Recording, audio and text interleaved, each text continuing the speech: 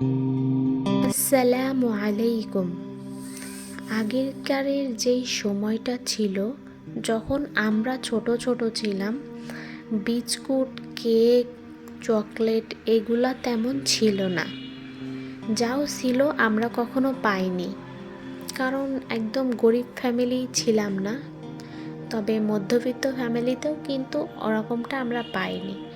এই জন্য আমাদের স্বাস্থ্য, শরীর সব কিছুই মাশাআল্লাহ অনেক বেশি ভালো। কিন্তু এখন যে সময়টা এসেছে, আমাদের বাচ্চাদের সময়, এখন কেক, বিস্কিট সহ বাইরের নানান পদের খাবার পাওয়া যায়, যেগুলো খুবই আনহেলদি।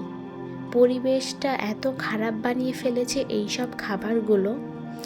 চাচ্ছি যে বাচ্চাকে এটা থেকে অ্যাভয়েড করাবো, কিন্তু কিভাবে করাবো? রাস্তা দিয়ে বাচ্চাকে নিয়ে যাচ্ছি, দোকানে ঝুলতেছে চিপস।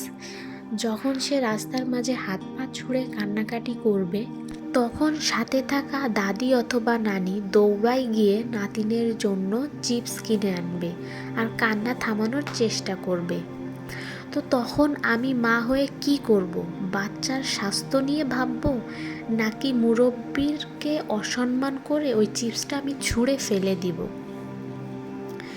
তো এই চিপস কোম্পানি বা যত যা আনহেলদি খাবার আছে, সমস্ত কোম্পানিদের কাছে হাত জোর করে অনুরোধ করছি, আপনাদের ঘরেও তো বাচ্চারা আছে, দয়া করে এই সব খাবারগুলো বানানো বন্ধ করুন আর পৃথিবীর বাচ্চাদেরকে একটু সুস্থভাবে বাঁচার তৌফিক দিন, একটু হেল্প করুন।